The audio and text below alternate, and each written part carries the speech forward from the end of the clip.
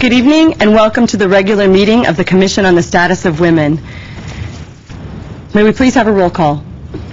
Vice Chair Devine. Here. Katafian. Kivanian. Here. Lamel. Here. Manasarian. Here. Unlucky. Here. Sobey. Here. Walker. Chair Curlin. Here. May we please have a report on the posting of the agenda? The agenda for the April 14th, 2008 meeting was posted on the bulletin board outside of City Hall on or before April 11th, 2008.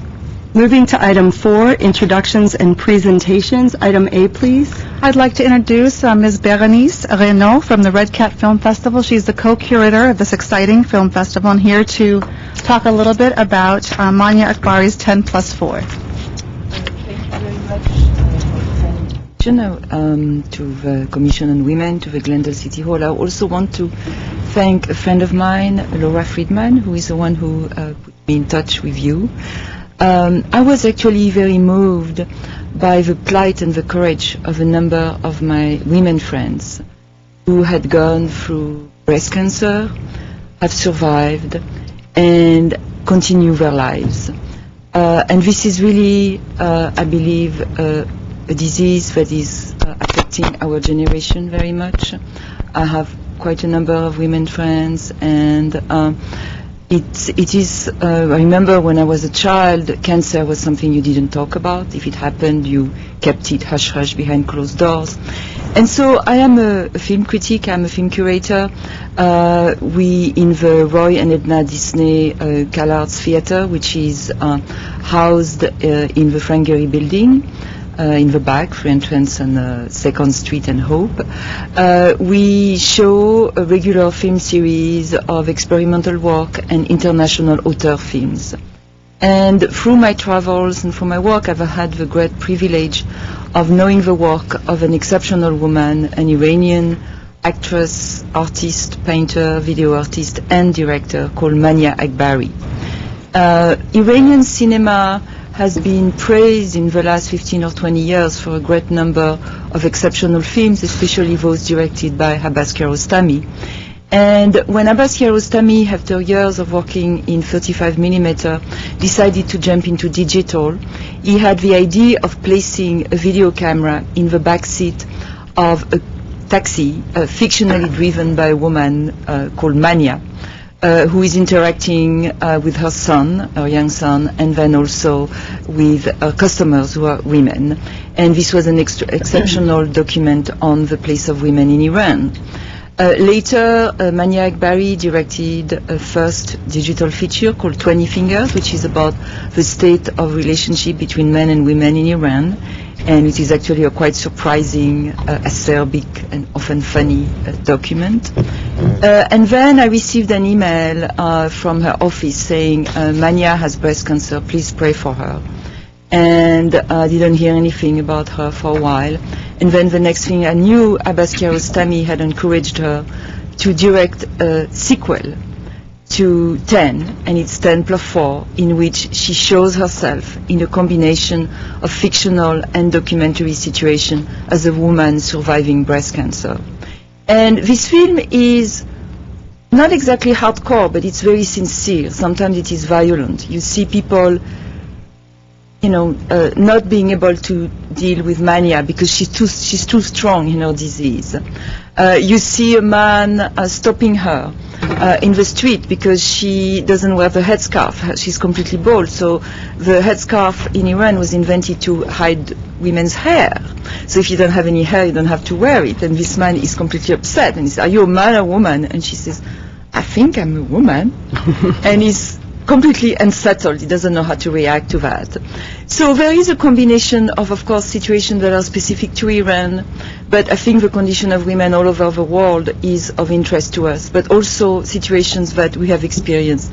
People not being able to cope with the disease, people saying it's a punishment for your lifestyle. You didn't have children, you have too many partners, you're working too hard. This is in this film. So I was very moved. I really wanted the film to be seen by, to expand our audience beyond the regular Red Cat following. We have a very dedicated following, people who like experimental film or author films, but I thought this film was very special. I wanted women to see it, either because this is something they knew intimately in their own body, or because they had friends, or because they might have friends. And I also wanted Iranian people to see it, and I know there's quite a few of them around here. So I was very, very happy, and I'm very grateful to have been called to be able to make a little plea. Please go and see this movie. It's going to be shown on Monday, May 5th at 8 p.m. at the Roy and Edna Karas Theatre, Red Cat, which is actually a name everybody can remember. You can go www.redcat.org, and it will be listed with beautiful pictures. And through this website, you can also, if you need to be in touch with me, I'm also contacting the American Cancer Society, and hopefully they're going to be able to help. I believe we have a little trailer for the film, and so now I think that I will let images and mania speak for themselves. Thank you again. Yeah. Thank you, Mr. No. تازه بومم اومد تو کات نده اصلا مهم نیست. خب بریم. بیار پایین با من حرف بزن.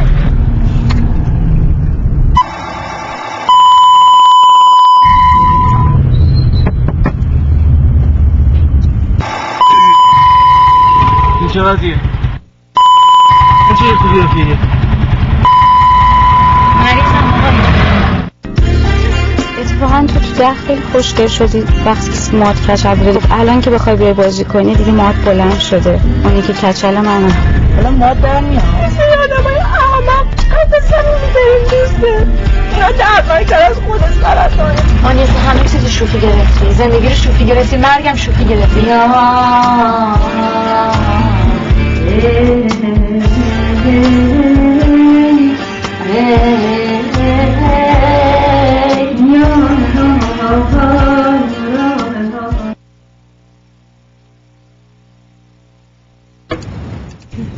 Okay, any questions? What's the running time of the film? What is the running time of the film? It's 77 minutes. It's a digital film. I actually wanted to show it with some of Mania's recent video art, and she said, I think the film is powerful enough as it is. I don't think we should overload people. We are unfortunately not able to bring Mania Ekbari, but we will have a Q&A of the screening for anybody who wants to. And maybe I should also have given you, for people who are website phobic, we have a phone number, 213-237-2800, and also you can walk in. There is parking across the street. It's at 8 p.m. We occasionally do sell out, so it's better to double check, but this is cinema, so the regular mode of functioning for cinema is that you walk in and you should be able to get in. Quick question. What is the theme of the film festival? Well, it's not exactly a film festival. We have a regular film series. The film series. Yes, Skirball series. And sometimes we have mini festivals, but we have, usually it's on Monday night. Mm-hmm. And we've opened in 2003. And in these last few years, we have managed to turn Red Cat into one of the most vibrant alternative film space in Los Angeles. You know, a film like this is not going to have a commercial distributor. Mm-hmm. And so we try to bring movies that cannot be seen otherwise. And again, you know, for example, we recently had a sellout series of films about architecture. The Schindler's House, actually some of your colleagues from the conservation department were at that screening. Films called Schindler's House by a German filmmaker called Heinz Hemingholz. So we have a very large variety of films. I'm co-curating this series with my colleague Steve Anker, who is the Dean of the School of Film and Video at the California Institute of the Arts, where I also teach. And I have to say Steve is very friendly to the necessity of representing a lot of work by women, but I'm pushing it. For years, I worked for 17 years at the Women International Film Festival in Paris, and I really think it's important, if you don't have a little voice, to say, hey, there are women filmmakers too. People tend to forget. So it doesn't hurt to have somebody, and this was really, to me, showing this film is a cause. I happen to know Manya. She's a truly remarkable human being, and as you know, as you can imagine, in Iran it is not particularly easy for a woman to pursue a career as an artist, a filmmaker, and a mother. The young man in the film who appears as a little boy is really her son. And so she's trying to have it all and to survive this experience. Yes? Mm-hmm. And is there a charge for the tickets? Yeah, the tickets are $9. And it's for students it's $7. Okay, and you're located at 2nd and Hope, did you say? Yes, it's 2nd and Hope. You know, if you go downtown, you see the Frank Gehry building. Disney Concert Hall. Pardon? The Disney Concert Hall? Yeah, the Disney Concert Hall. So we are in the back, and actually the regular parking for the Disney Concert Hall is on Hope. Yeah. Anyhow, it's in the back. The official address is Hope and 2nd. And there's a parking on Koscienko, which is an outdoor parking, which I actually like better, because I like outdoor parkings. Or there is a parking for the Disney Hall, and it's fairly well indicated. Thank you. Thank you so much for coming. Thank you very much for your interest. I hope to see some of you at the screening. I'll be there. And, you know, you can... Lana has a press screening, press release of my personal contact. Forward it to everybody. Thank you very much. Good. Okay, item B under introductions and presentations. I see we have Diane Moore from Habitat for Humanity, Kenwood, Women's Build, one of our co-chairs. Please come forward. Thank you, ladies. Commission on Status of Women. You're special friends of ours, truly from the heart. I'm sorry that Charlotte is not here. She's out of town. I've just gotten back in town, so forgive me. This will be just a real quick thing about from the heart that we have made our goal of $100,000 for our Women's Build for 711 Kenwood. We had the house raising this past Saturday that I wasn't in town for, but I understand it was wonderful. When we started out 2 years ago, the Commission on Status of Women gave us the boost, the fire that we had, but it was needing some more oomph to it. And you have been, as a group, dear to our hearts. I do thank you from my heart, from the hearts of all of the women, the 20-odd women that we've had in our team for our Women's Build, to help us to obtain this goal that's going to give and sustain itself for a family in a home that's going to protect them and give them security and a goal in life to work as they have been working so that they can continue to buy their homes, to pass down from generation to generation. This is what Habitat means to me, is that it's a sustaining gift. Each donation is given and it continues down through the families. We have, for your information, coming up, I'd like to share with you a build.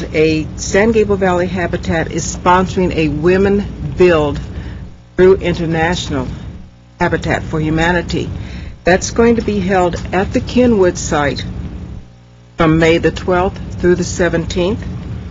And this work conference is going to be for women volunteers interested in boosting their skills in construction on Habitat sites. So we're encouraging all that have this time frame to give us a call at San Gabriel Habitat for Humanity, area code 626-792-3838, or on the website sgvhabitat.org to get more information, to see if you would have space in your busy times to come and buff up your arms, get some great instructional information. I do thank you once again, Commissioners on Status of Women, for your support for your continuing support. Thank you. Ms. Moore, if the Women's Build team is going to do any other projects in Glendale, please make sure we know. Oh, definitely. Thank you so very much. We'll be happy to. I happened to be at the house raising on Saturday, and they announced that the Women's Build was the most successful of all of the 11 teams in raising their money above and beyond what you were required to raise. So you got accolades there. All the families were at the house raising. It was fabulous to see them all and the kids running around knowing that they were going to have these homes. I was told that on May, I guess it's the 9th, 2 female contractors are coming in from the East Coast to do the training and to be there for the whole week while we build. So I'm pleading with all the women out there that were on the street with us at a cruise night, putting in the dollar bills in our little house and saying, well, we want to be there when the build happens. And this is it from May 12th to May 16th. And I hope that they will call Jan Johnson over at Habitat for Humanity. Do you want to give that number again? Yes, that's please? area code 626-792-3838. And I'm sorry to correct you, that's Jan Robinson. Robinson. I knew you got it. I have a question. Sure. What will be the hours each day that they'll be building? I haven't had that handed to me as yet, but I understand it's going to be a work day. And I'm envisioning from 8 to maybe 2, 8 to 3. Construction site kind of starts breaking down after 2:30 or 3. The bones can only hold so much, you know. Thank you.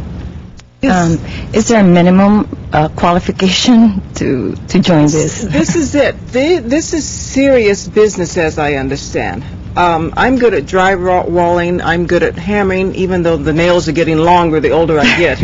I'm good at painting and things. This work conference is for women that have skills that would go into a construction team leader, to be the team leader of a home, to have instructions as to how to ascertain and to keep their team together and to build.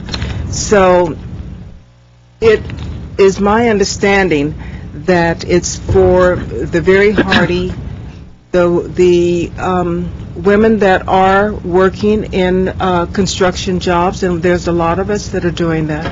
The electrical engineers or electricians, people that are in a construction or have that background. Mm-hmm.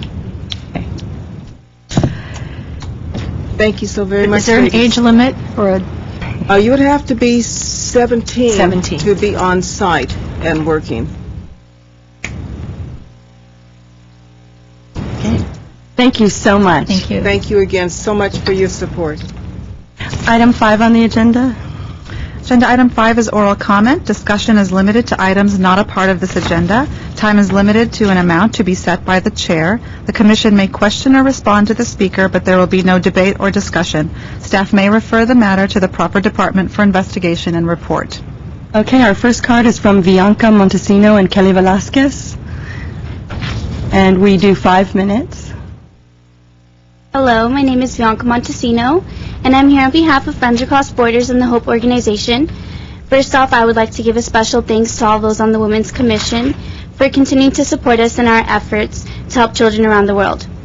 This evening, Friends Across Borders would like to give a formal announcement regarding our partnership with Hope Organization.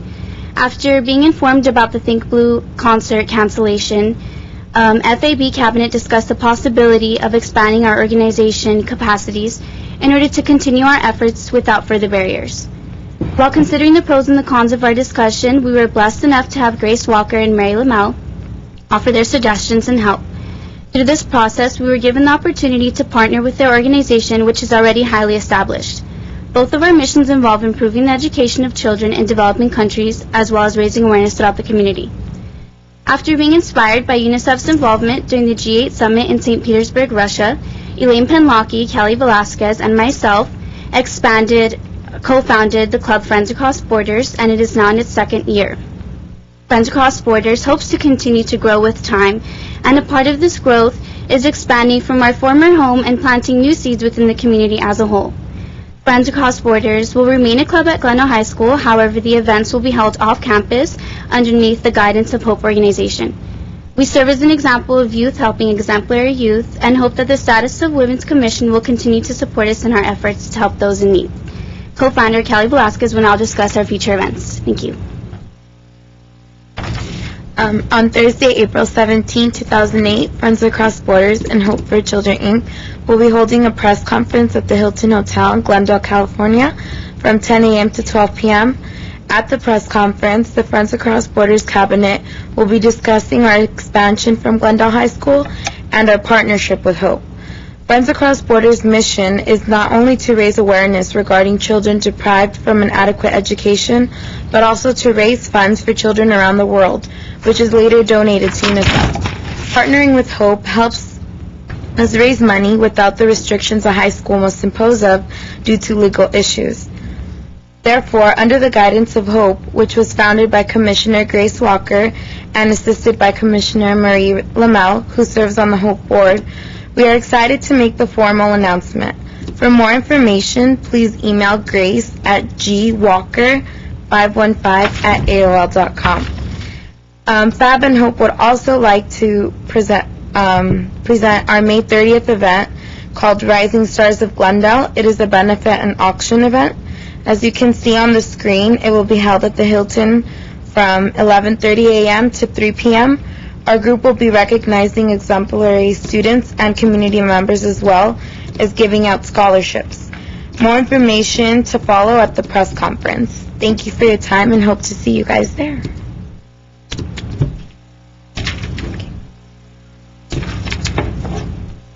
Thank you. Thank you. Does anybody have any questions or feedback or input? I just really want to commend these wonderful students from Glendale High School for their passion, for their vision, and dedication. They've been really working hard, and they're a shining example to the youth of Glendale. And I think it's really a wonderful concept for youth to honor their co-youth and to identify what's really good and positive about the youth of today. Okay, thank you very much. Okay, our next card is from Mr. Allen.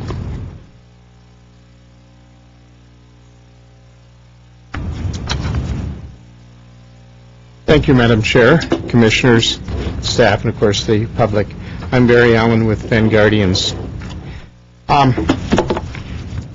I was reviewing the mission and the vision of the Commission, and I was really sad when I saw that the number of women managers in the city of Glendale has gone down since the inception of the Commission. There are 2 women managers. You have Imelda Bickham and you have Madeline Blake. The library is an interim manager, director. And I've also looked at, and I know all of you have probably seen the gross salaries of the city employees, and you would be very surprised that the number of women have fallen out of the 100,000 club.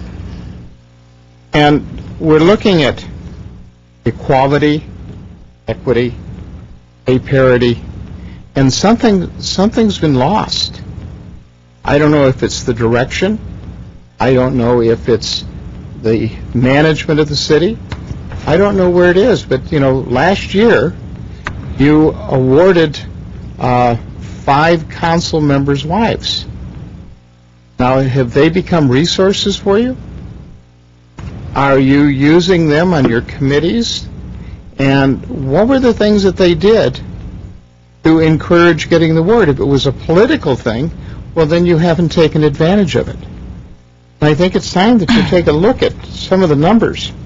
The EEO4 forms, which indicate they're available through the HR department. If you take a look at them, you will see as well the number of female employees that are dropping down. And I think it's an important thing that this commission review its mission, its vision, and its passion for gender equity and pay parity. This affects everyone that works in the city, not only for the city government, but for other jobs. When they see that the city government only has two directors, department heads, out of, 15, that's a pretty pathetic number. And I haven't seen this commission stand up and go to bat and encourage management when they're looking for new hires, new people to come in. Look at the issue in the fire department. Out of 180 some odd sworn employees, there is one woman. One. Other cities have female fire chiefs. Glendale does not. This issue was brought up to the Civil Service Commission. I think Carol Welling is the champion on that. And I think, again, this is something that this commission need to delve into. And I think that you are all worth more than party hostesses and putting parties together to get money to run it. I think it's time that you take advantage of the political tool that you used last year and get help from the wives of the council members and take advantage of that issue and get this commission paid for by the city. You deserve it. Thank you. I'm Barry Allen. Okay, briefly, I'll just respond to that by saying I take great issue with your characterization of us as party hosts. We are way more than that, and I find that very, very offensive. I'll try to control myself. As we are not to debate or discuss the issues, I will just comment to correct you. 2 years ago, we acknowledged the city council members' wives because no one ever does anything. No one ever says who they are, and we thought it was interesting to bring them into the limelight. They were not our honorees at the event. They were not the jewels of Glendale or the women who are honored for overcoming courage. It was an acknowledgement of them. It's mixing apples and oranges to characterize that with the work that we have done. If you do follow the work of our commission, you will note that this year is the year of leadership, and we are focusing on women's political participation and leadership. So you will be delighted to know that we have events this year that are intended to bring people from the community out, women in particular, to learn about what commission openings are available to them so that they can find out what the process is to become a commissioner, to be involved, and to start those steps that will ultimately lead to greater political participation. We are very well aware of the issues that you have raised. However, we also work and play within this scheme. So we are looking at these issues. We are working with these issues. We will do what we can when we can. And you don't need to come in and offensively refer to us as party hostesses to make your point. Anyone else have anything? We can't debate or discuss. We can respond. I take exception to that as well. The list of accomplishments of this commission, we were just today addressing businesswomen of Pasadena, and I was going through the litany of our projects. Rosie Goes to Wall Street, Cut It Out, Hands and Words Are Not for Hurting, the Habitat for Humanity partnership with cargo and human trafficking. And this commission has been working very hard for the last 3 years, and I think that we deserve a little bit better than being called party hostesses, and I'm really sorry, Mr. Allen, that you feel that way. Well, as a matter of fact, if you had listened to what I said you shouldn't be treated that way. Thank you. Listening is very important. Indeed it is. And with that, we'll come to our next speaker, Ms. Wiseman.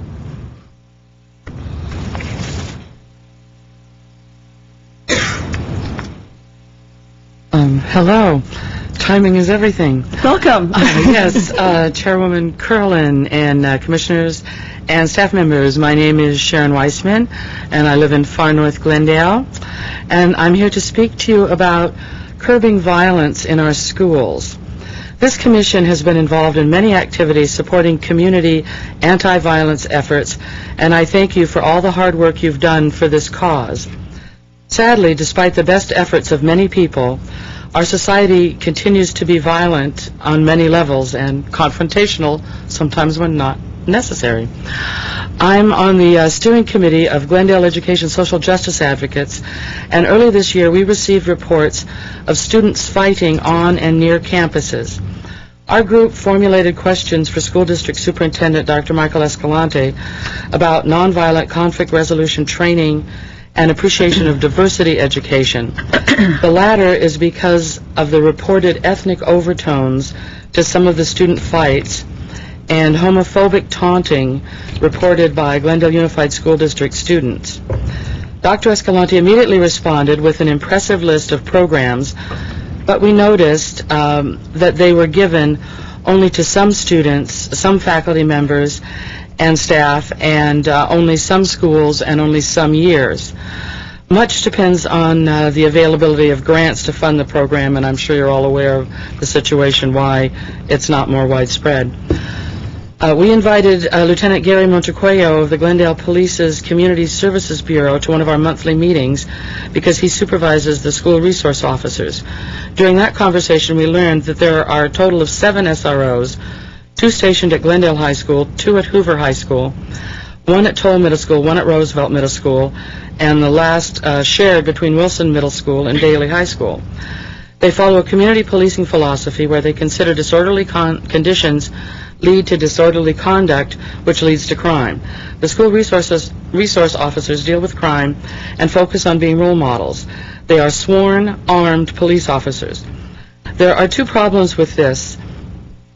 The officers are only at some campuses. There are none at Crescenta Valley High School or Clark Magnet or Rosemont Middle School. And the availability of police may cause administration to handle an incident as a crime when it might have been resolved at a lower level if some other resource were available. We believe some recent fines for truancy handed out by the Pasadena courts are excessive and do not encourage the family to send their children to school. We would like to see this level of infraction handled without resorting to the courts. The zero-tolerance policy of the schools leads to the criminalizing of things like disorderly conduct, disruptive behavior, minimal truancy, fighting, name-calling, etc. Around the same time we were pondering this issue, I noticed a number of uniformed but not armed Glendale police volunteers at an Arbor Day ceremony and thought what a wonderful resource they would be on campus. They would be great role models and mentors for the students, but not as intimidating as fully armed police officers, something midway between the school crossing guards and regular officers. In exploring the situation with Lieutenant Montecuello and GPD Coordinator of Volunteers, Alma Bullock, I discovered there are not enough volunteers, and they are not physically suitable to work on high school and middle school campuses. Alma Bullock did express hope that in a few years, as baby boomers retire, that might change for the better. I also spoke with Carolyn Young of the Greater Glendale Council on Aging, who echoed that there's a lack of volunteers. She noted in her work that there were more retirees in need of services than able to provide them as volunteers. She did promise to keep an eye out for potential volunteers able to withstand the rigors of working with teens and will suggest GPD as an outlet for their public service activities if likely candidates come her way. Since Glendale has no Human Relations Commission, and this commission has many contacts working to reduce domestic and other violence against women and children, I bring this information to the Commission on the Status of Women in the hopes that members share our concerns and may have better ideas and resources than our small grassroots group. I would like to see if more police volunteers can reduce the incidence of violence on and around the district campuses and free up the SROs to handle actual crime. And thank you for your time, and since there's a few seconds left, just note in light of the previous speaker, all 5 Associated Student Body presidents this year at our Glendale High Schools are young women. So I think there's lots of hope coming up. Thank you. Thank you. Ms. Wiseman, also I hope that the social justice advocates will consider coming out and marching with us on our Take Back the Night March. So there's postcards, I think, at the front or on the counter, and if you would all join us, you'd be welcome. Thank you. Any other questions or comments? Okay, thank you very much. Okay, next item on our agenda is item 6, consent items. 6A, approval of the minutes of the regular commission meeting held on March 10th, 2008. Are there any changes, comments, corrections to the minutes?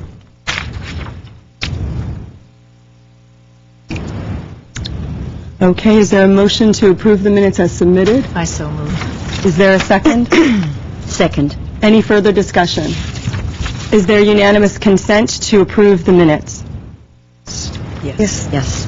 The minutes are approved as submitted. Next item on the agenda, Madam Chairman, please. just to have the record reflect that Commissioners Kavanian and Manasarian were absent, and they could not, they need to abstain on this motion. Okay, let the record so reflect. Should we do a roll call? Just Manasarian, not Kavanian. Okay. We don't need the roll call. I think we just need to have Commissioner Manasarian abstain from the vote. Okay. I do abstain. Thank you. Okay, with that, next item on the agenda, please, Ms. Haddad. Agenda item 7A1, consideration and discussion on the transitional housing program change in service provider, with a motion to adopt a recommendation to that Glendale Housing Authority regarding the change in service provider for the transitional housing program here in the city of Glendale. Okay. With that, I'd like to invite Mr. Jess Duran from Community Development and Housing to provide the commission with a little bit of context and background for the change in service providers. And we also have representatives here from both of the service provider agencies. And we'll be hearing from them in a few minutes. Thank you, Lana. As Lana mentioned, my name is Jess Duran. I'm Assistant Director of Community Development and Housing for the City of Glendale. Chair Curlin, members of the Commission on the Status of Women, I'd like to thank you for the opportunity to be able to provide you with information regarding a proposed change in sponsorship and minor modification to the target population of one of our homeless family transitional housing programs in Glendale, which is funded by the city with federal supportive housing program funds that come to us from the Federal Department of HUD, and which is part of the homeless continuum of care service delivery system in our community. Now, normally a change in sponsorship and program modification would be evaluated and reviewed and approved and take place as part of our regular program planning cycle for the use of supportive housing program funds. However, this proposed change is would fall in the middle of a contract term and involves a population that we feel this commission is particularly interested in as you focus on women, children, and families in our community. So we would like to provide the commission with a report regarding this program. At this juncture, I'm going to turn it over to Yvette Samvalian. Yvette serves as the city's homeless coordinator. Then after Yvette, we will hear from Richard Burrell, who is the executive director of the YWCA. And after Mr. Burrell, we will hear from Natalie Komuro, who is the executive director of PATH. And so this is a group that's involved in this proposed transition. Hi, please state and spell your name, please. Yes, good afternoon. My name is Yvette Samvalian, IVETSAMVELYAN. Since 1996, the City of Glendale Housing Authority has served as the lead applicant and the primary grantee for the competitive funding application under the U.S. Department of Housing and Urban Development, which is HUD. And HUD concentrates on continuum of care homeless assistance programs. The supportive housing program, authorized by the McKinney-Vento Homeless Assistance Act, has been designed as part of the continuum of care strategy to promote the development of housing and supportive services to assist homeless families in transition from streets to shelters to permanent housing and ultimately maximum self-sufficiency. Presently, the City of Glendale Department of Community Development and Housing operates a $2.9 million homeless continuum of care programs consisting of 12 projects with 6 agencies providing the service. The agencies also provide around $7 million of leveraging services for the $2.9 million. The homeless continuum of care programs include street outreach, access center, emergency shelter, transitional housing programs, and also permanent housing programs. Since 1996, as part of the Continuum of Care programs, the YWCA has been operating homeless transitional housing programs that target the victims of domestic violence. The YWCA of Glendale operates a 10-bed, 45-day emergency shelter for women and their children who have become homeless as a result of domestic violence. The shelter on an annual basis serves over 150 women and children through their services. They provide food, clothing, emergency shelter, transportation, intensive case management, counseling, and informational referrals and advocacy. The 45-day emergency shelter is funded under Emergency Shelter Grant. The other program the YWCA operates is the 13-unit transitional housing program, for which single mother and their children, with the focus of survivor of domestic violence.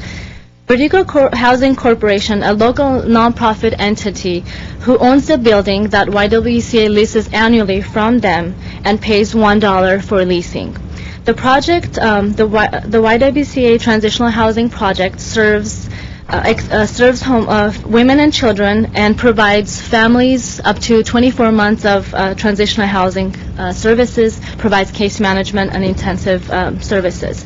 Both programs serve women and children from throughout Los Angeles County, East San Fernando Valley, and Santa Clarita Valley. The network of domestic violence shelter in Los Angeles County works to ensure women and children that are located to a safe neighborhood. Therefore, Glendale residents that are fleeing domestic violence will not be placed in the transitional housing program. In addition to residential services, the YWCA operates a Women's Services Center, which clients who are women who are still maybe living with their batterer might still be accessing services through the Women's Services Center. And the Women's Services provides case management so that the women can focus and achieve economic independence through back-to-work programs and activities. The Women's Services Center also provides support groups for women and children programs, legal advocacy, emergency food and clothing, and transportation. On March 6, 2007, the YWCA informed the Vertigo Housing Corporation of their intent to withdraw from continuing to operate the 13-unit transitional housing program, effective July 1, 2008.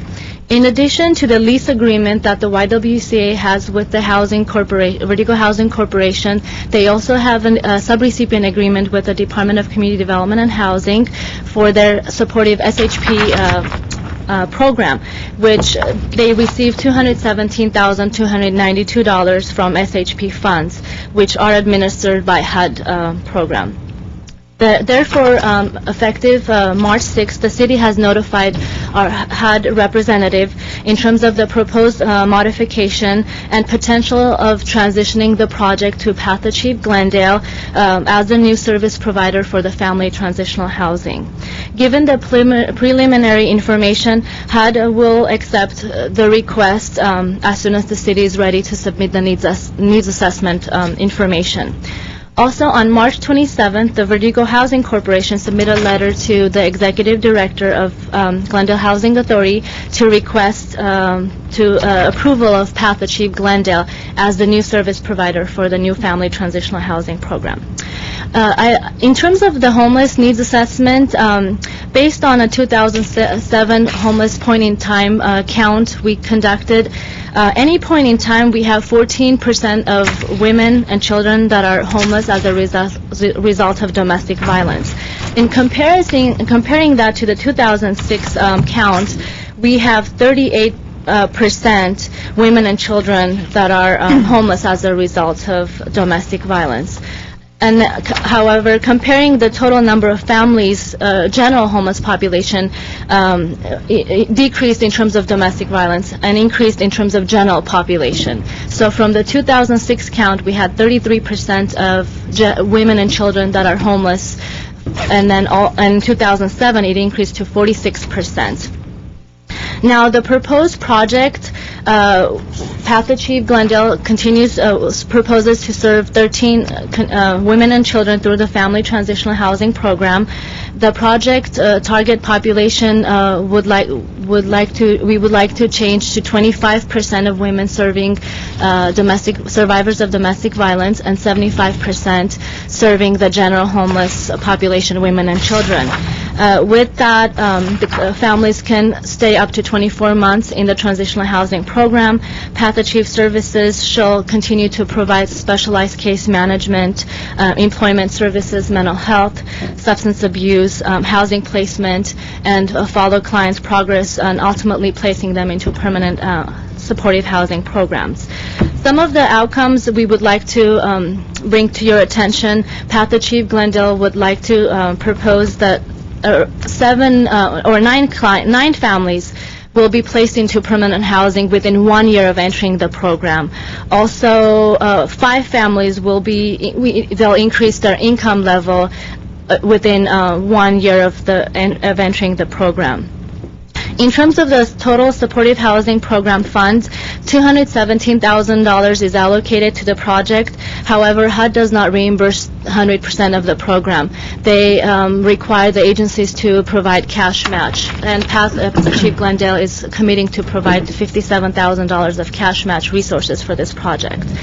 In terms of Path Achieve's qualification, Path Achieve Glendale is an unincorporated, local nonprofit in the city of Glendale. They have been the lead homeless provider since 2006 for the city of Glendale. They have been providing housing services, essential services to homeless individuals and families. They have an access center located in Glendale, provide emergency, transitional, and permanent supportive housing programs. They receive about $1 million of HUD dollars, and they're able to provide, consistently demonstrate measurable outcomes, and they're very reliable in reporting. So at this time, Path Achieve Glendale, later on, Path Achieve Glendale will be able to discuss their experience and how they like to enhance this program. And now I'd like to introduce Richard Burrell, the Executive Director of YWCA, and Dr. Kathy Mathis, the Director of Programs from YWCA.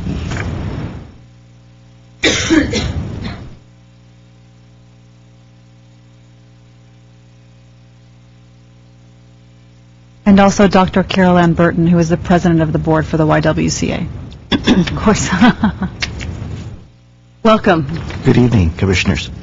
My name is Richard Burrell. I'm the Executive Director for the YWCA of Glendale. And I'd like to first of all say how much we appreciate your support in many different projects and such that we operate during the year. This has been a program for us with the Hamilton Court that's been near and dear to our hearts. However, times have changed, and we find ourselves with a lot of difficulties concerning funding of this operation. As it was mentioned, the HUD does not fund more than $17,000 of what is roughly a $350,000 plus cost for administering this program. We also find ourselves in a continuum of care here in the city where we are the only domestic violence entity. Everyone else is a homeless entity. But the standards that we're held to are the same standards that they have. But we have children and women, which is a different family mix. We have a very difficult time meeting the timetable that HUD would like us to deliver for our clients. We also have the problem of an increasing number of undocumented clients. Part of the end run of what we do here is provide full-time employment and permanent housing. It's very difficult to find full-time employment for undocumented. And so this gives us numbers that are unsatisfactory to HUD. Out of the continuum of care group, we have historically for the last 3 years been on a performance basis at the end of the run. And I might add that Dr. Mathis, who is the director of this program, has done an absolutely fantastic job in meeting as many, doing as much as is possible to meet the goals and objectives of the HUD requirement. The city, I believe, and I'll say on their behalf, but somewhat finds themselves in the middle of administering the program on behalf of HUD, but the rules are set by HUD. And therefore, we find ourselves in this position, and we are very excited about the fact that although we're departing on this or asking to be relieved on this, that we have an entity here that will continue a very similar type of program. We have a budget of approximately $1.6 million that we provide to the DV community. So the $350,000 here is somewhere a little over 20% of our total budget. In the number of clients, the women and the children that we deal with, Hamilton Court is the smallest between the emergency shelter and the Women's Service Center. So we continue these programs, and but at this time we do feel that it's better for the circumstances that we not continue to participate with Hamilton Court. So. Sure. Thank you all for allowing us to be here as well, Commissioners. You know that I greatly appreciate all of your support and what you do for the women and children we serve. I think one of the things that's very important to bring out as well is that this does not affect any of the women and children in our city. Because the women and children in our city who need our services, we have to refer out anyway. This affects the women and children that come in from other cities to our city and then who relocate here. And one of the pluses to having Path Achieve do this is they actually have less restrictions than we do to serve those women and children, because most domestic violence agencies have restrictions on drug and alcohol issues, mental health issues, and things like that. So we have criteria that we have that stops a lot of women and children from being served, which Path Achieve is fully capable of and already do and have their experts in place to handle. So just know that this does not affect our women and children, and the women and children who will still continue to come and be served will fully be served by Path Achieve with benefits that we are unable to provide them currently. So I see it as a really positive thing for the women and children who come into our city to get services that are homeless as well. And I love the idea that they are still reserving spots for domestic violence victims as well. That's another plus. So it's not like, we're cutting everybody off. I see it as a win-win all the way around. And I just wanted to share that with all of you. Thank you. Ms. Varpetian, I have a quick question. I'm on the advisory board of PATH, not Path Achieve Glendale, so I don't know what the relationship is. And I know Ms. Manasarian had a concern because she's on the board of the Y, so we were wondering if we have any limitations in terms of discussion or voting. I'm being told that the two associations that your organizations you're talking about are separate organizations, but I don't have any personal knowledge of that. Maybe someone else can comment. Path Achieve is its own 501. Hi, I'm Natalie Profont-Camor. I'm Executive Director of Path Achieve Glendale, which is its own 501c3 organization. We're an affiliate of Path Partners. Okay. So, technically speaking, you're on the Path. I'm on the advisory board of Gramercy Housing Group, which is now an affiliate of the larger Path. So it looks like we're separate enough that we're okay. And the other comment with regard to the YWCA, if you're not receiving any direct benefit from the YWCA, then you should have no problems taking a position in this matter. Okay, thank you. Okay, thank you for that for clarification. I do have a question for Ms. Sambelian or for someone from PATH. The needs assessment for 2007, obviously the number of domestic violence families being served went down. Is the needs assessment conducted on an annual basis so that if we find that the need is going up in 2008 or 2009, can the percentage be revisited to allow for more domestic violence victims and their families to be served, or are we going to be locked into the 25% formula? No, we do conduct a needs assessment on an annual basis, and we can adjust the target population as the need is there. And I'll have Natalie discuss the Path Achieve programs, but because they also do serve families that are survivors of domestic violence through their programs in separate. Okay, thank you. Hello again. State and spell your name, please. My name is Natalie Profont-Camoro. the whole name or just the last name? Last name. Komuro.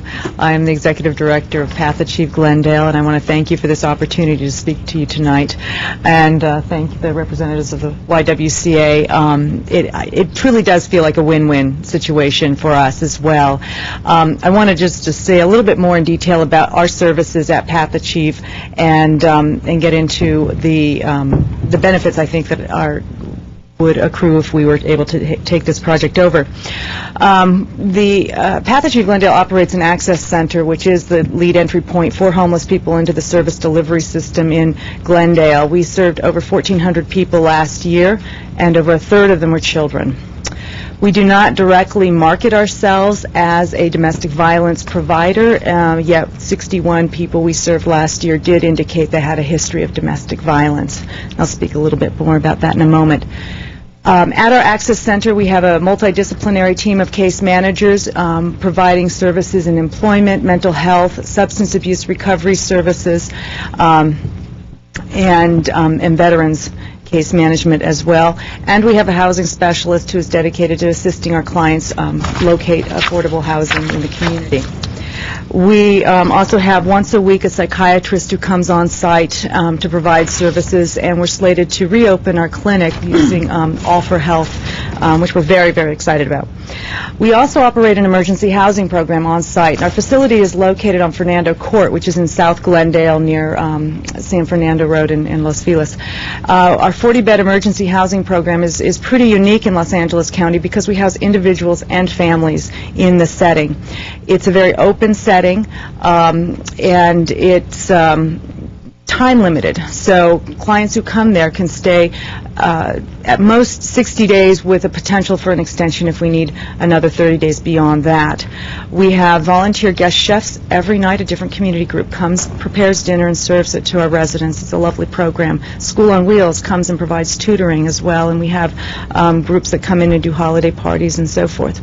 Every adult coming into that program, because they're children, must pass a drug screening test, a background test, and a TB test, and commit to saving their money and participate in the case management plan. So there's a certain threshold for entry into our emergency housing program.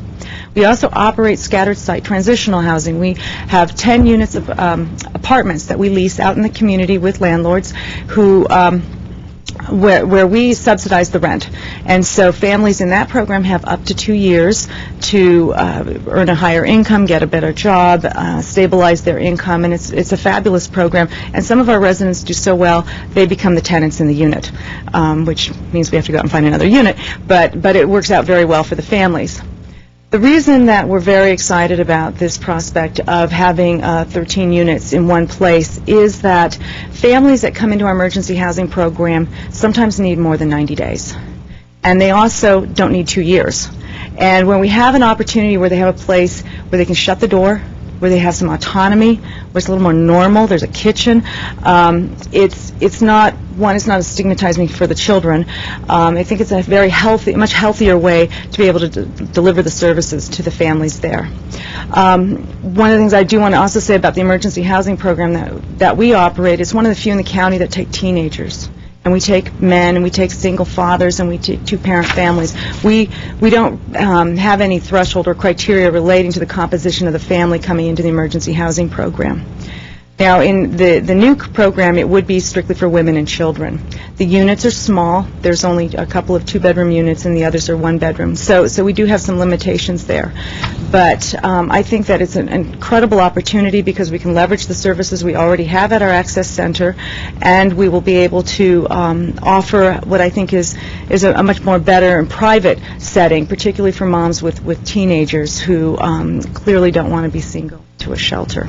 So I think I'll just sum that up with our program, and then if you have any other questions, I would be happy to answer them. Oh, well, I'm sorry, I didn't even talk about the domestic violence piece. 25% is having histories of domestic violence is something that we already see that. We serve women who come to us who, for a variety of reasons, cannot get into the domestic violence system.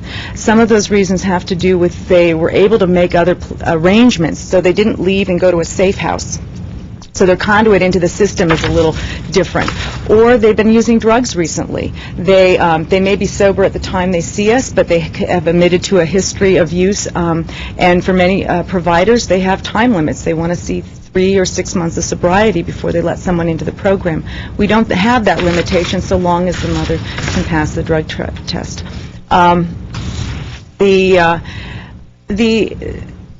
The other aspect is mental illness. There are women who have pre-existing mental illness who often are not permitted to enter into domestic violence programs as well, because the providers there do not feel equipped to manage a woman who has mental illness. So, as I said earlier, we have a mental health case manager on site. We have a psychiatrist. We're very experienced in working with people with mental illness. We do it every day.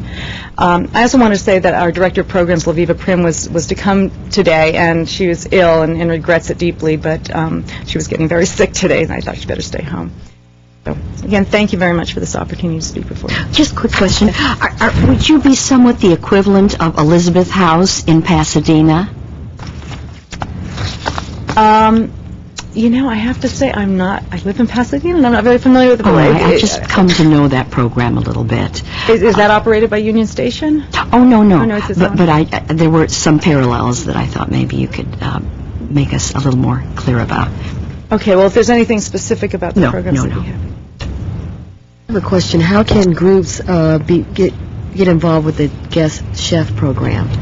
We do have a couple of Friday nights open, and you can call 818-246-7900.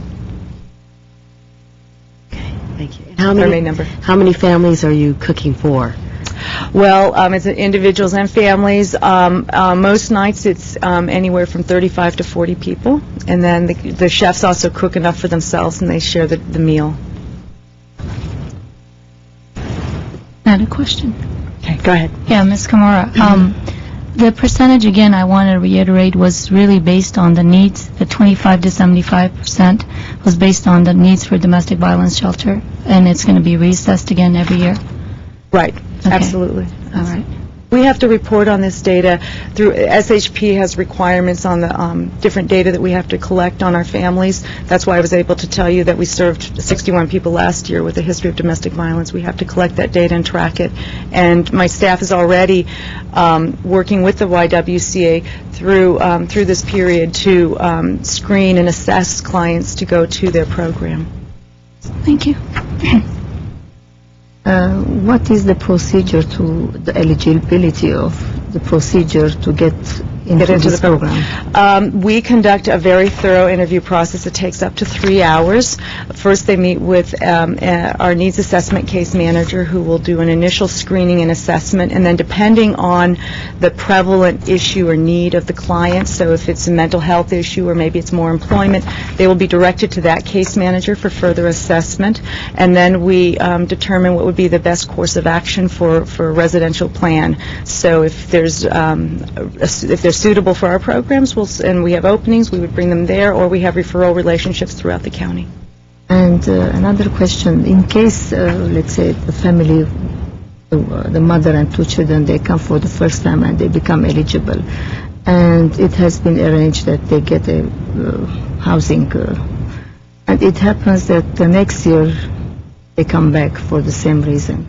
How do you accept Well, we ask a lot more questions if they come back, because our whole goal is to prevent recidivism. So we've had families come back, and we've listened to try and get a handle on what the history is and what choices they were making. And, sometimes it's just bad luck, but sometimes it has to do with personal choices, and we have to look at how people are making those choices and see if we can start again and see what we can do so it doesn't happen a third time.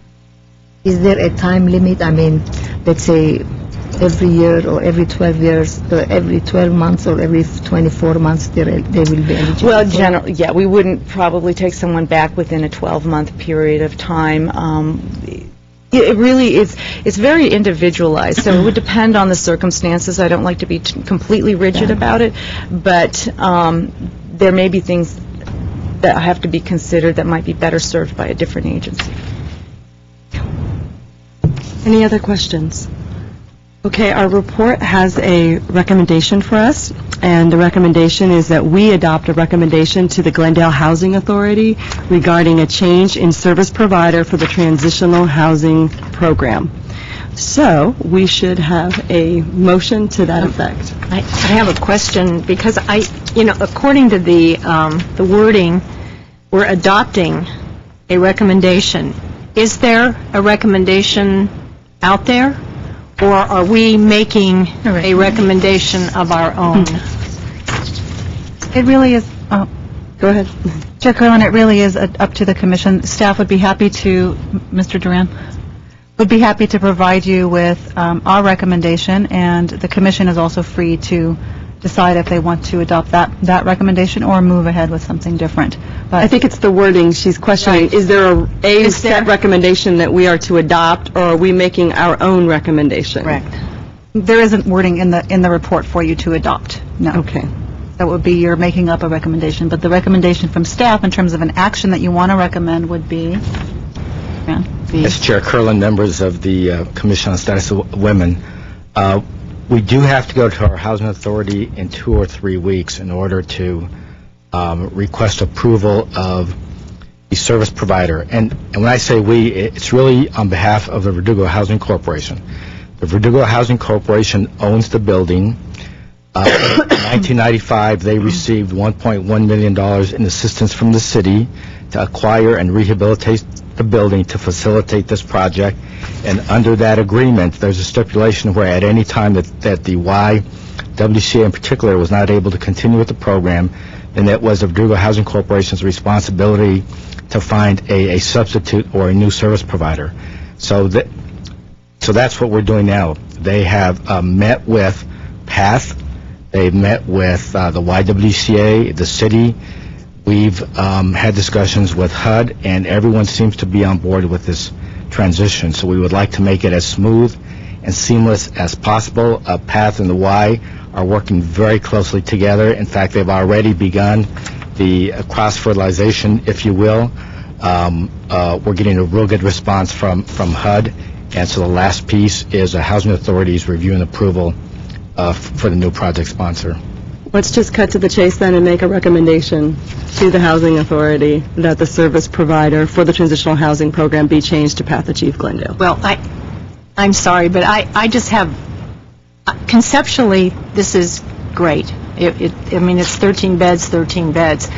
But what it seems like we're doing is giving up beds for domestic violence, and according to the report, and you've shown concern, and I think some of the other commissioners have shown concern about the number of beds, the 25%, 75. Is there a way that we can, in our recommendation, say that the percentage for domestic violence victims can be raised to, let's say, 50% the first year, 50-50, or 75-25, instead of the mere 25% to 75%?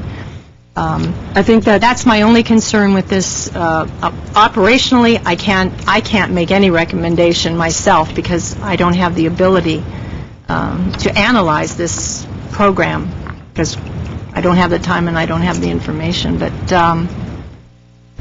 conceptually, is there a possibility that in our recommendation we can do that? I don't think we need to. I think we should keep our recommendation clean and simple for the record. And I think the question I had was, will the needs assessment be done annually, which it will be, and can the percentages be changed if need be? And the answer is yes. So that can be something that we can track, or we could ask for a report each year to see what is the number of domestic violence families, pure domestic violence, and then the ones falling into the broader category that are being served, so that we can sort of assess with PATH each year if the numbers are proper, and then we can apply ourselves, if they're not, to making changes at that time. But I think if we start, that's micromanaging, I think, for us to dictate the percentages of the housing at this time without annual needs assessment. Can we put that in the recommendation that we would get a report, or we would get the numbers for next year, and just to be sure that there are enough beds for the DV survivors and victims? Ms. Haddad has a suggestion. I do. What I actually think what might be helpful is to create two different motions. One, the recommendation to the Glendale Housing Authority. The other one is a motion directing staff to come back with a report on an annual basis with the homeless needs assessment. That would be the cleanest way of doing it. That way you get the recommendation to the Housing Authority and then also a separate recommendation directing staff. Which are two things, and we don't want to mix apples and oranges. We need a pure recommendation, and then our desire to have follow-up on this issue is something we can call for annually at the appropriate time of year. Yes, Chair Kerlin, Commissioner Devine, we can commit to an annual update on our family transitional housing programs, and not only this one, but the other programs that we operate as well. I think I can commit on behalf of staff and our homeless coordinator to do that once a year. And that would probably be, what would be the best time of the year for that report? At the end of, around January of every year we can come back. Okay, 2009, you're on. Okay, put this down.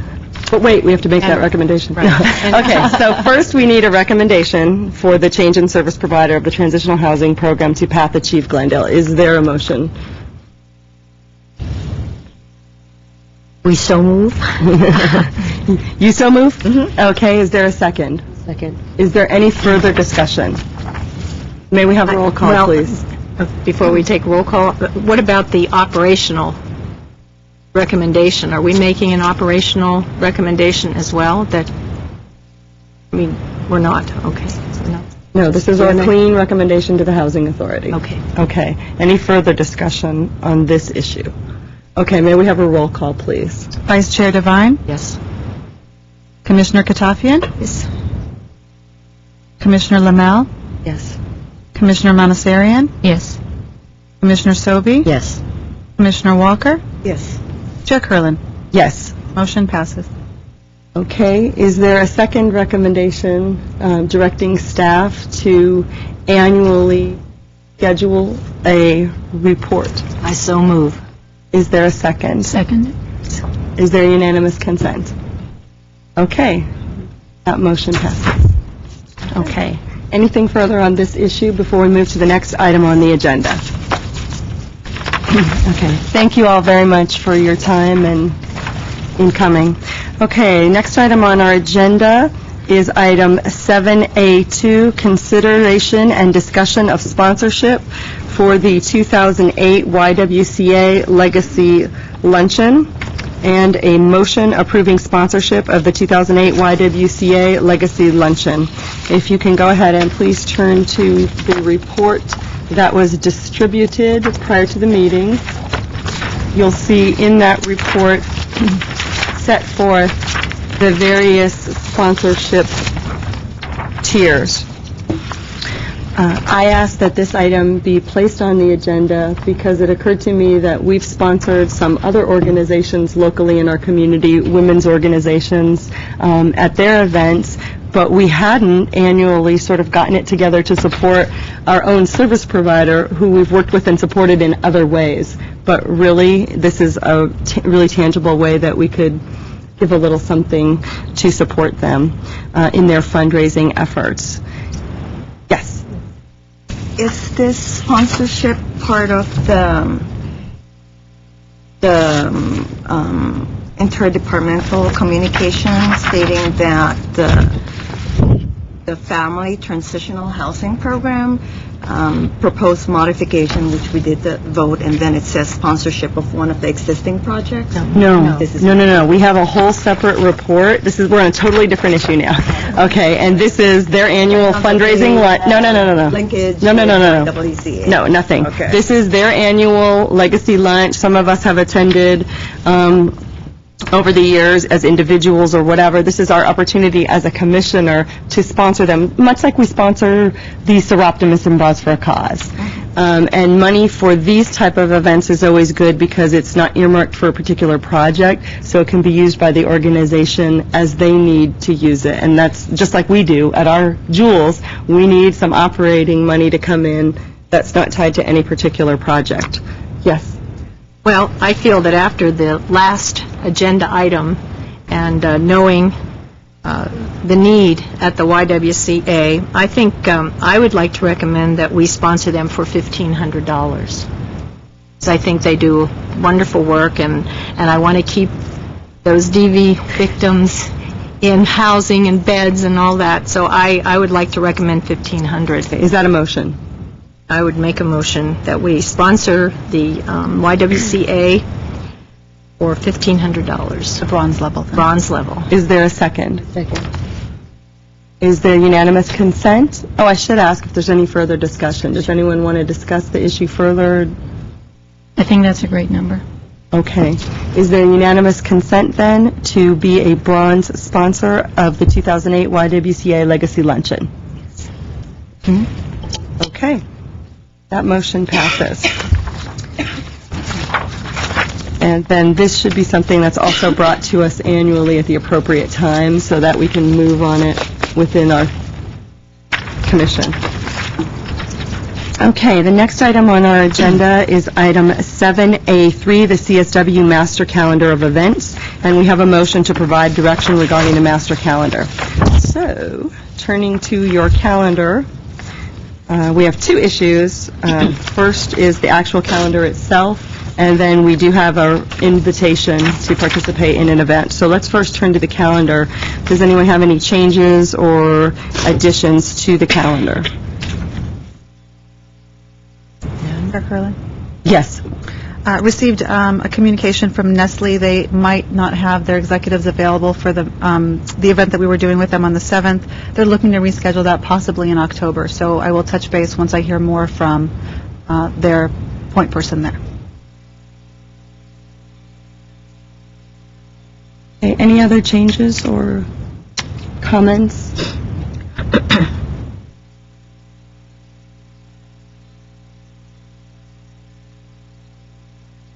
Okay, with that one comment, is there a motion to approve the calendar? Oh, yes. Sorry. The other item in the report is that the commission has been asked to volunteer or participate in the Homeless Connect Day. I wanted to take did you want to add that to the calendar if we're going to do it? Is that why you wanted to take it now? Yeah. Okay, then let's go ahead and do that. Sorry. I was going to try and approve the calendar and then see if we could do that, but I see where you're going. Okay, very good. Okay, go ahead then. I'm sorry to cut you off. So basically, the commission is invited to have a table there, display our resources. It would be a great time to get, for example, the Hands and Words materials out to people who might need it. And also, if you know of volunteers who'd be available on that day, that we could bring them along as emissaries from the commission, in a manner of speaking, and help on that particular day. The event itself is held on Thursday, May 8th, from 8 to 2 at St. Mary's Armenian Apostolic Church, which is on Central Avenue in Glendale. The other thing that I did want to bring up very quickly is the next quarterly meeting for ACCW is scheduled for May 9th, which is the day after the Homeless Connect Day. That's actually going to be local here in Southern California, the Manhattan Beach Country Club. So I know Commissioner Manasarian, you are our local delegate. And because it's local, though, any commissioner who's interested is invited to go and support ACCW at the quarterly meeting. So anybody who's able to go is welcome to go. And I would encourage anyone who hasn't gone to a local meeting to go. It's a great opportunity to meet other commissioners from the state and to hear what they're doing firsthand. Our official delegee has voting power, but it's still great to go and just see how it operates and meet a lot of the people who are the regular players in the state commission. So I highly encourage it. I have volunteered to go, so I will be going, whether I'm the delegate or not. I guess I'm not, but I will be there to represent. Okay. With respect to the St. Mary's Armenian Apostolic Church, it's a work day, so I don't know, is anyone available? Is there any ability to staff, I almost said staff the table from 8 a.m. to 2 p.m.? She makes me she's getting to me. Okay, 8 a.m. to 2 p.m. Is anyone available to staff the table that day? Can we have like a Yes. Yeah. It's a possibility, a couple hours. Yes. Can we divide it up? Okay, this is our April meeting. When's our March? We should probably do it right now. Yes. Because the meeting is in May. Thursday 8 to 2. Are you signing up to volunteer? You know what it says? Just so you know, it says volunteers are needed to assist with outreach to homeless people, to escort homeless clients between the service stations, to serve food and distribute donated goods, to do data collection and data entry, and to set up and clean up after the event. So that could be a great opportunity if you in the audience are available to do that. Okay, so 8 a.m. to 2 p.m., St. Mary's Armenian Church. What do you want to do, like 2-hour shifts? I could do 10 to 12. Okay, so 10 to 12. Do 12 to 2. We have 12 to 2. 8 to 10. 8 to 10. Well, that worked out, didn't it? We know how to cooperate. Is that the whole event? Okay, and then work with Lana to see who the first person is, what materials you'll be bringing. Paula, you'll be the Wrap up, righto. Yes. Take everything I'll be in the out. middle. Join Commissioner Devine. Great, okay, great. And we'll bring the girls as needed, or for the cleanup. Whatever. You like that? Okay, good. Very good. Okay. With that, we will add that to the calendar. And we now need a motion to approve the calendar with the changes that have all been set forth. I move that we accept the calendar with the changes that we've just made. A second. Unanimous consent? Yes. Okay, calendar is approved with changes. And we move to the next item on the agenda, which is 7B, reports information only. Item 1 is an update on Sexual Assault Awareness Month, or SAM, activities. Ms. Haddad. Well, top on the list, tomorrow night, the Mayor Draymond, is going to be presenting the Commission and Peace Over Violence with a proclamation declaring April 23rd as Denim Day in Glendale and April 2008 as Sex Assault Awareness Month for our city. I know that Chair Curlin, you were not available tomorrow night due to a conflicting meeting, but somebody from the Commission, I'm assuming, will be there to pick up the resolution and receive it. We have a representative also attending from Peace Over Violence. A very exciting report back from the self-defense workshop. In the past 2 workshops, we've served actually over 60 people. We had 56 people show up, not including staff, to work the event. We had a fabulous turnout, very well received. Assemblymember Krikorian was there, and he was just thrilled to see the turnout. In fact, I got a call from his office today, and he's planning on being at the Take Back the Night March if his wife does not give birth that day. So he's expecting another little one. So that's our updates for this month. The Denim Day, Dollars for Denim campaign is underway. We have departments organizing and getting their $5 ready. The ability to wear denim is a huge incentive for people in the city, so they're very supportive of our event. And the Take Back the Night March is coming together very nicely, working together with Shake from the YWCA to organize a great event. Longer route this year, per the request of all of our friends at ARS and many of the attendees. So it'll be a little bit of a longer walk, about a mile, 0.26, up Broadway to Brand, to Lexington, and then over to the YWCA. We're looking forward to a great afternoon there. And we should also say that any commissioners who want to donate $5 or more to the Dollars for Denim city campaign, that money is ultimately raised by our city through Ms. Haddad, but ultimately turned over to Peace Over Violence, and it's a nice little bonus chunk for them every year. So anybody who wants to contribute can also give their donations to Ms. Haddad. And you can wear jeans to work if you're allowed. I have a button that makes it official. So get your button so everyone knows why you're wearing jeans. Right. Thank you. Okay, very good. Any comments or questions about the Sex Assault Awareness Month activities? Okay, well, we should note that the setup for our march, which is 4:30 to 6:30, staff is asking that we show up an hour before, which would be 3:30 p.m., to assist with setup. Typically, we do all of the setup or get our table ready. We help people sign in. We give them the T-shirts. We put our T-shirts on. And then there's a short program. Then we head out. Staff usually does a breakdown, I think, and then meets us at the end when we're done with our work and the YWCA does their work. So 3:30 would be the key time to be there for anyone who's able. Yes. This year, in addition to the Clothesline Project exhibit, which is also very moving, it's domestic violence survivor art, but also we have a silent witness program, which if you haven't seen it is a very powerful and moving. It'll be sort of a special, I hesitate to use the word treat, but it'll be a special experience for the people who decide to come. And I know Dr. Mathis has been working very hard on it, so it'll be great to come out and experience it as well. And if there are any community organizations, Girl Scout troops, or any other organizations that would like to come out and march. This is an anti-violence against women march, anti-sexual assault, and it's a great opportunity to bring those groups out. They can march with their own banner to be a presence at the event.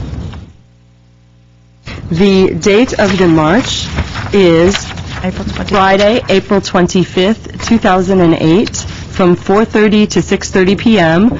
We usually assemble around 4:30. We have a brief program around 5 o'clock, and then we head out on the march. And it will probably take us, about 15, 20 minutes to get to the Y, half an hour?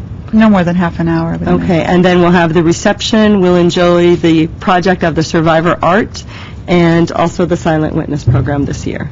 Okay. Very good. Okay, next item on the agenda is item 7B2, update on Jewels of Glendale 2008, from the Jewels of Glendale 2008 Planning Committee. We did have our meeting prior to this meeting, so if you could just give us a quick and dirty on the figures, that would be great. Okay, quick and dirty on the figures is that we estimated a total gross revenue of $21,000. We came in at actually $26,462. Total expenses were estimated at $14,350. We actually ended up spending approximately $8,303 for a total profit of $18,159 for the event. As important as the money was the feedback that I have personally been receiving from members of the community who attended. The commission just received incredible accolades for how moving the tribute was to Rabbi Myers, for the outstanding nature and quality of the women that were awarded, and it will be quite a feat to top it, but there are many, many extraordinary women in our city, and so it's going to be an honor to do it again next year. Very good. In the text report, there's an indication there's approximately $265 in outstanding revenue. What is that? Some of it is silent auction monies that were not received, so some of it just has to be written off. Another was a couple sponsorships, so I'm just waiting for it to come in. Okay. We'll get the final. This is actually just the draft. The final, I anticipate, will come to the commission in May. Okay. Very good. Okay. Any other comments with respect to that quick report? Okay. I think it would be, this is really wonderful, first of all, making $18,000, that's really excellent. I just wanted to know, in the past years, how much have we made, and are we progressing, or is it, within the same range? We've actually, the commission has increased its revenue every single year.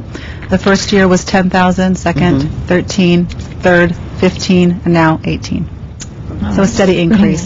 So you see where we need to go. We're looking at 20 next year. We'll probably taper out. We'll probably level out. But very good. You have to say you guys throw a mean party. Well, we're excellent hostesses. And our color coordination is beyond par. Yes, indeed. It's about the presentation and the staging. That's right. You can look cute and be a feminist, too. Okay, next item on the agenda. Oh, yes. Just another question also. I think it will be helpful if we get the detailed, you probably discussed this during the meeting, breakdown of the silent auction items, like what categories, sold, which didn't, what price point, and it's coming. So that we did do a lot of that discussion at the debriefing meeting, and so we have that material available. Okay. Any other discussion on this report? Okay, let's go to item 8, Commissioner and staff comments. Why don't we just go in order? So, Commissioner Katapian, any comments from you tonight? Yes, today's meeting was quite successful in the sense that it had variety and too many items and too many subjects to talk about, which I was really enjoyed. And something else, especially this month, domestic violence is one of the subjects that we are, following up, and we care most. And we hear so many people just taking action on this, and I think we have to cooperate with them and do our best, help them to go through these programs. Thank you. It was really a fruitful night. Thank you. I'm glad you think so. We didn't have any FCC violations. Commissioner Lemel? I'd like to just commend everyone on a fantastic Jewels of Glendale. That was my first big event with the commission, and I was very pleased and impressed with all the participation and the great response from the community. I also wanted to thank all those elected officials that provided certificates for our honorees, and especially personal friend, the Congresswoman Linda Sanchez, who I did ask for all the commissioners to get a certificate of special congressional recognition for the hard work and dedication that we do to the success of women and girls, and not just as a party hostess, as we were told earlier.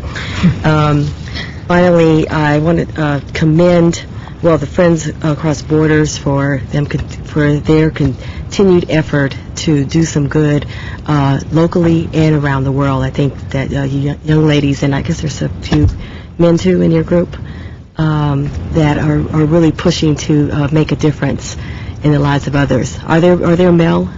Well, our cabinet is all women, just to say. Oh, well, there we go. It's not that we wouldn't welcome men, but the women are the ones that seem to get the work done. The last thing is, recently I was made a director of a networking organization here in Glendale called the 4U Network, and our purpose is to bring together women business owners and entrepreneurs so that we can empower them in leadership roles, as well as to give them an opportunity to raise awareness about their products and services. It's offered every fourth Friday right now at the Acapulco Restaurant on Pacific, and it's a great way for us to be able to know each other and recommend women leaders for positions in the city of Glendale. Our next guest or speaker is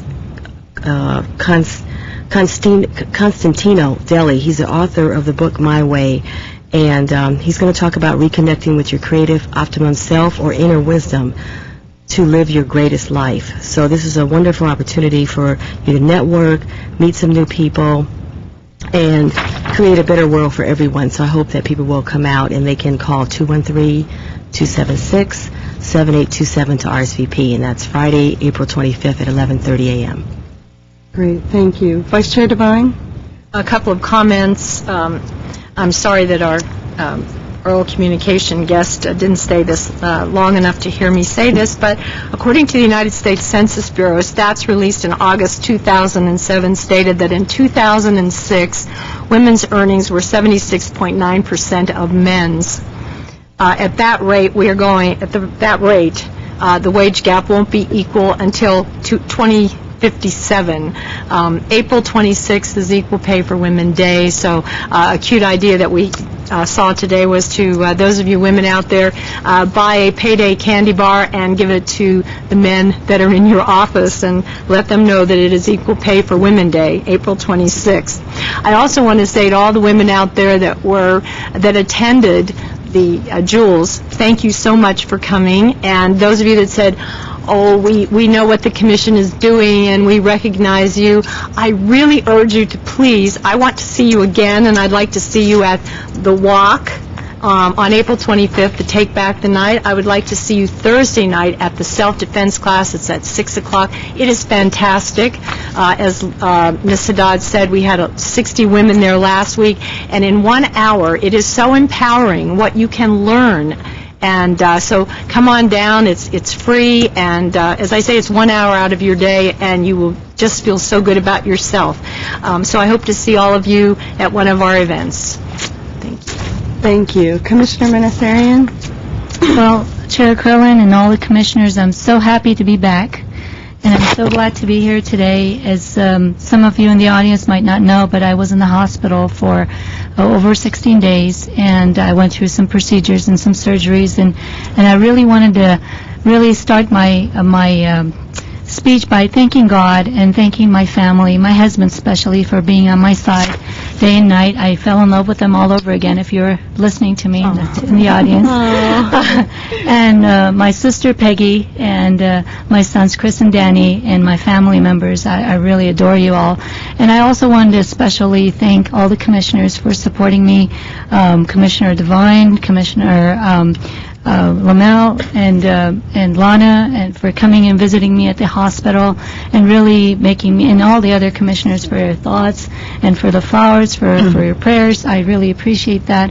And also I wanted to thank the community members for really supporting me, and there are several groups that I wanted to extend my special thanks to, and they're really the Glendale Council PTA that really stood by my side and really helped me in a daily basis. Clark Magnet PTA, Rotary Club of Glendale, Glendale Healthy Kids, and YWCA of Glendale.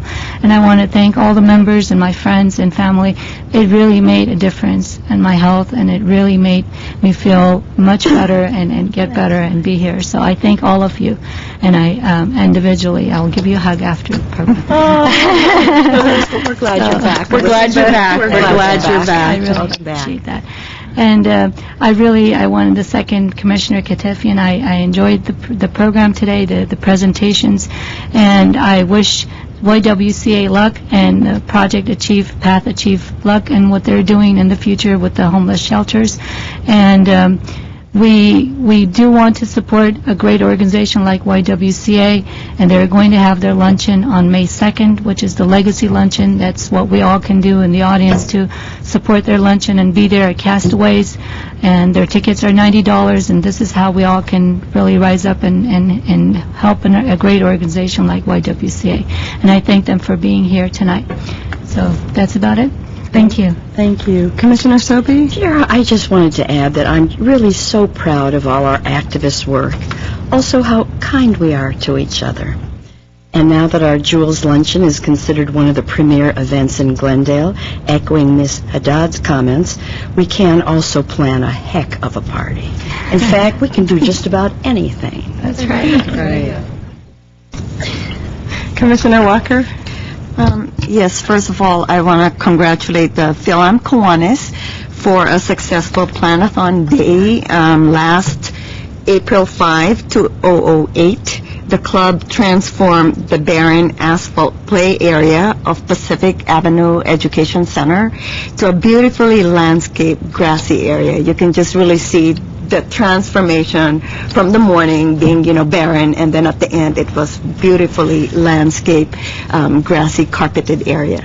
And we want to thank Assemblyman Krikorian for attending the event, shoveling and helping us during the event. The Friends Across Borders for also helping out a lot of wonderful youth organizations, Red Cross, Crescenta Valley, high school clubs.